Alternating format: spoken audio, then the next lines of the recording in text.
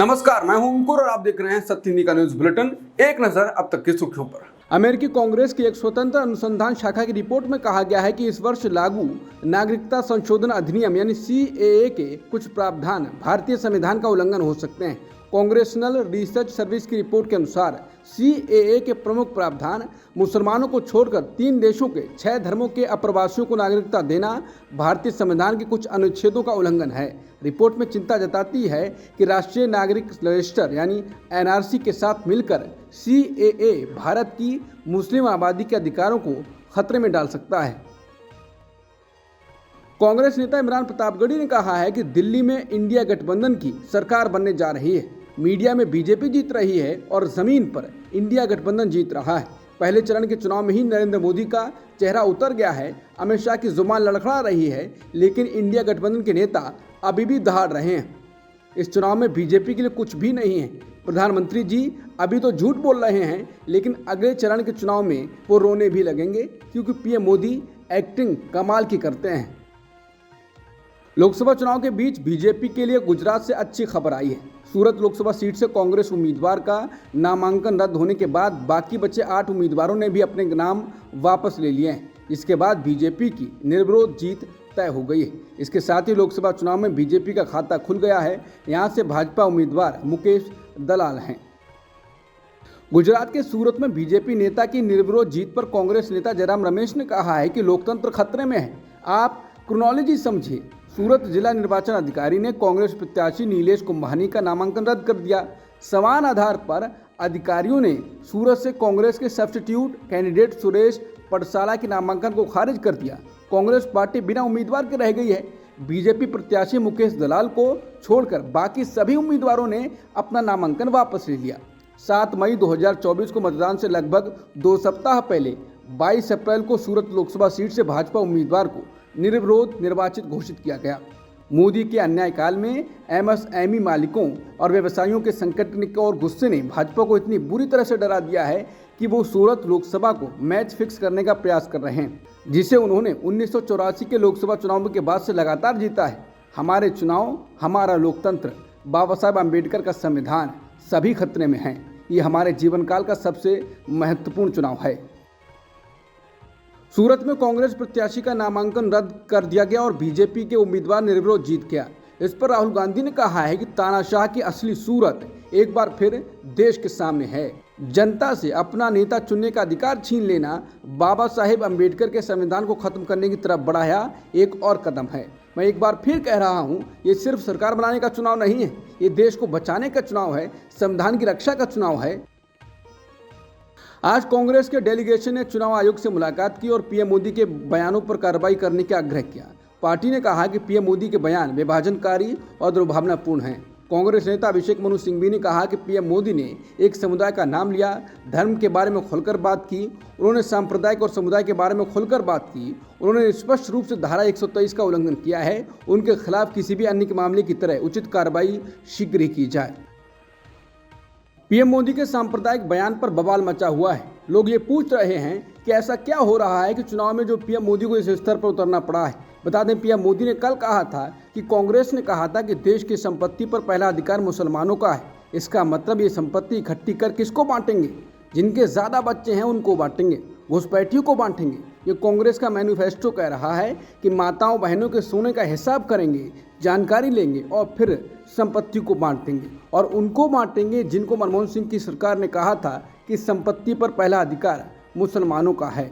ये अर्बन नक्सल की सोच, मेरी माताओं बहनों, ये आपका मंगलसूत्र भी बचने नहीं देंगे। PM मोदी के बयान पर वरिष्ठ वकील प्रशांत भूषण ने कहा है कि जब चुनाव हाथ से निकलता हुआ दिखाई दे रहा हो तो चिल्ला चिल्लाकर हिंदू मुस्लिम करना है। चुनाव आयोग तो सोता रहेगा। विनोद कापड़ी ने कहा है कि जब 400 पार हो ही रहा है तो इस स्तर तक जाने की क्या मजबूरी है नरेंद्र मोदी? कम से कम प्रधानमंत्री पद का लिहाज कर लो। सतीश आचार्य ने कहा है कि PM सर, इस देश ने आपको 2 बार पूर्ण सत्ता दी, इतना प्यार, सम्मान और लोकप्रियता दी। ऐसी बातें करने की आपकी क्या मजबूरी है? आप अपने भाषणों में एक समुदाय के प्रति नफरत फैलाने में कितने लाचार हैं सर। एक नेता के रूप में आपकी असुरक्षा क्या है? कृपया प्यार फैलाएं, समुदायों को एक साथ लाएं। इतिहास आपको याद रखेगा। राणा अयूब ने कहा है कि यह प्रधानमंत्री मोदी का सबसे खतरनाक भाषण है। भारत के मुसलमानों पर सीधा हमला है। ये वो शख्स हैं जो अंतर्राष्ट्रीय मंचों पर लोकतंत्र की खूबियों के बारे में बात करते हैं। भारत का सर्वोच्च न्यायालय चुनाव आयोग चुप रहेगा। पीएम मोदी के सांप्रदायिक बयान के बाद लोग चुनाव आयोग से शिकायत कर रहे हैं। ट्विटर पर इलेक्शन कमीशन ट्रेंड भी कर रहा है। लोगों का कहना है कि उन्होंने शिकायत करके अपनी ड्यूटी निभाई है। वहीं कपिल सिब्बल ने भारत के चुनाव आयोग से प्रधानमंत्री मोदी के खिलाफ तत्काल कार्रवाई का आह्वान किया है। सिब्बल ने कहा कि चुनाव आयोग को पीएम मोदी की टिप्पणी की निंदा करनी चाहिए और उन्हें नोटिस जारी करना चाहिए। कपिल सिब्बल ने कहा कि आप भाषण दे रहे हैं कि कांग्रेस महिलाओं की संपत्ति घुसपैठियों और आतंकवादियों को दे देगी। क्या इस देश के 20 करोड़ लोगों का कोई महत्व नहीं है? क्या उनकी कोई आकांक्षा नहीं है? सिब्बल ने कहा कि अब तक चुनाव आयोग ने कार्रवाई क्यों नहीं की है।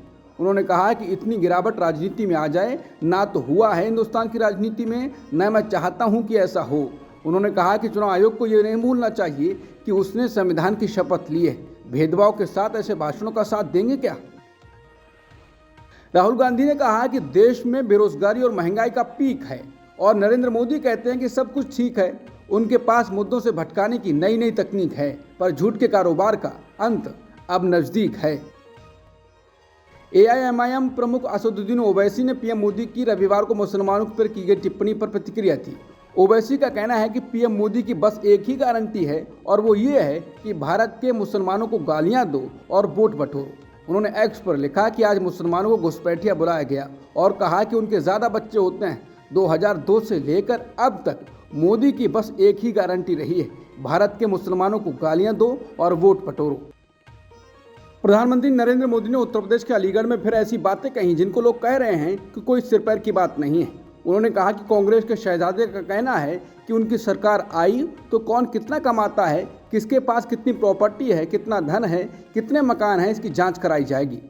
इतना ही नहीं, वो आगे कहते हैं इस संपत्ति को सरकार अपने कब्जे में लेकर सबको बांट देगी। पीएम मोदी ने आगे कहा कि सोचिए, हमारी माताओं बहनों के पास सोना होता है, इनकी नज़र कानून बदलकर हमारी माताओं बहनों के मंगलसूत्र पर है। वो सर्वे कराना चाहते हैं कि जो नौकरी पेशा हैं उन्होंने अपने बच्चों की पढ़ाई और शादी के लिए कितनी एफडी कर रखी हैं।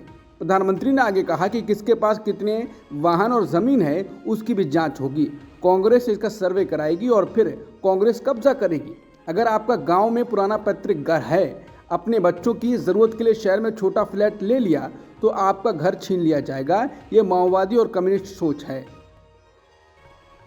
अलीगढ़ में राहुल गांधी और अखिलेश यादव पर निशाना साधते हुए पीएम मोदी ने कहा कि मैंने आप सभी से अनुरोध किया कि आप सपा और कांग्रेस के परिवारवाद, भ्रष्टाचार और तुष्टीकरण की फैक्ट्री में ताला लगा दीजिए, और आपने ऐसा मजबूत ताला लगाया कि दोनों शहजादों को आज तक इसकी चाबी नहीं मिल सकी है।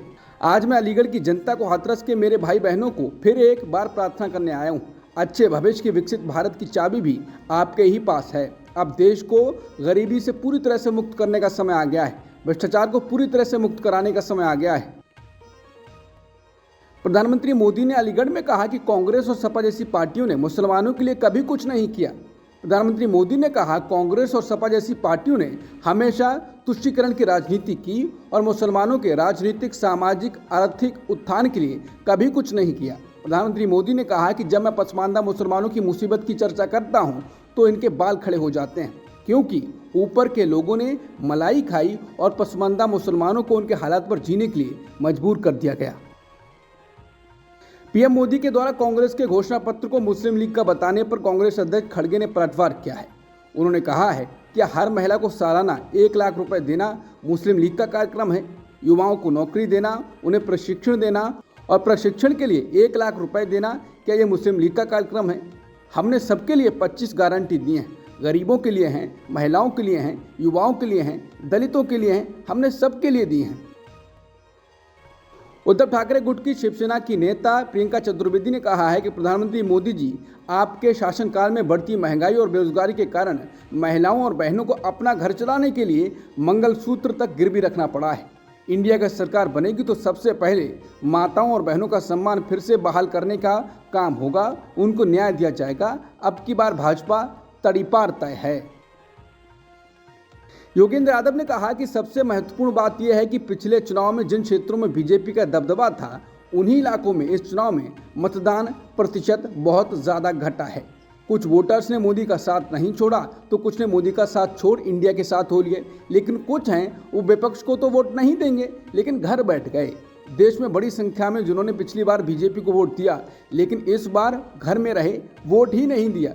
इसलिए ये बीजेपी के लिए बड़ा धक्का है, ये बीजेपी के लिए खतरे की घंटी है और इसकी छटपटाहट कल से चैनलों पर साफ दिख रही है। दिल्ली हाईकोर्ट ने सोमवार को उस जनहित याचिका को खारिज कर दिया जिसमें मुख्यमंत्री अरविंद केजरीवाल को एक्स्ट्रा ऑर्डिनरी इंटरिम बेल पर रिहा करने की मांग की गई थी। इसके साथ ही हाईकोर्ट ने याचिकाकर्ता पर 75,000 का जुर्माना भी लगा दिया। सुप्रीम कोर्ट ने सोमवार को बड़ा फैसला सुनाया। कोर्ट ने 14 साल की रेप पीड़िता को राहत देते हुए उन्हें 30 हफ्ते का गर्भ गिराने की इजाज़त दे दी है। कोर्ट ने गर्भ का चिकित्सीय समापन कराने की अनुमति देते हुए बॉम्बे हाईकोर्ट के आदेश को रद्द कर दिया। बंगाल सरकार को कलकत्ता हाईकोर्ट से बड़ा झटका लगा है। हाईकोर्ट ने शिक्षक भर्ती को रद्द कर दिया है। हाईकोर्ट ने पश्चिम बंगाल स्कूल सेवा आयोग पैनल को भी रद्द कर दिया है। इसी ने भर्ती की थी। हाईकोर्ट ने 2016 के पूरे जॉब पैनल रद्द कर दिया है। इस पैनल ने करीब 24,000 नौकरियां दी थीं और सभी रद्द हो जाएंगी। जॉब के लिए गठित पैनल पर 5 से 15 लाख रुपए तक का घूस लेने का आरोप है।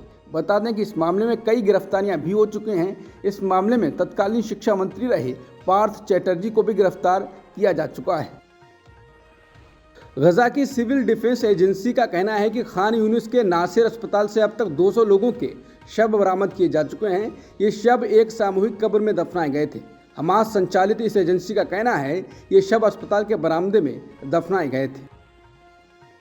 इजराइल की मिलिट्री इंटेलिजेंस के प्रमुख अहरान हालीवा ने इस्तीफा दे दिया है। अक्टूबर 2023 में इजराइल पर हमास के हमले के बाद इस्तीफा देने वाले हालीवा पहले शीर्ष इजरायली अधिकारी हैं। पिछले साल हालीवा ने सुरक्षा में चूक की जिम्मेदारी स्वीकार की थी। उन्होंने कहा था कि सुरक्षा में चूक होने की वजह से ही हमला हो सका। वहीं विश्लेषकों का मानना है कि हालीवा के इस्तीफे के बाद इजरायली सेना में और कई शीर्ष अधिकारी इस्तीफा दे सकते हैं। मालदीव के राष्ट्रपति मोहम्मद मुइज्जू की पीपुल्स नेशनल पार्टी यानी पीएनसी पार्टी ने संसद में बहुमत हासिल कर लिया है। समाचार एजेंसी पीटीआई और एएफपी के मुताबिक मुइज्जू की पार्टी 93 में से 60 से ज़्यादा सीटें जीतने में कामयाब रही है। बता दें मुइज्जू वही शख्स हैं जो सत्ता में आने से पहले से ही भारत के खिलाफ जहर उगलते रहे थे और सत्ता में आने के बाद भारत से रिश्ते खराब करते जा रहे हैं। उन्होंने मालदीव से भारतीय सैनिकों को वापस भेज दिया है और वो भारत के साथ समझौतों को खत्म कर रहे हैं। वो चीन की यात्रा के बाद से भारत के खिलाफ और भी आक्रामक नजर आ रहे हैं। अब तक की सुर्खियों में इतना ही। बाकी खबरों के लिए बने रहिए सत्यहिंदी.com के साथ।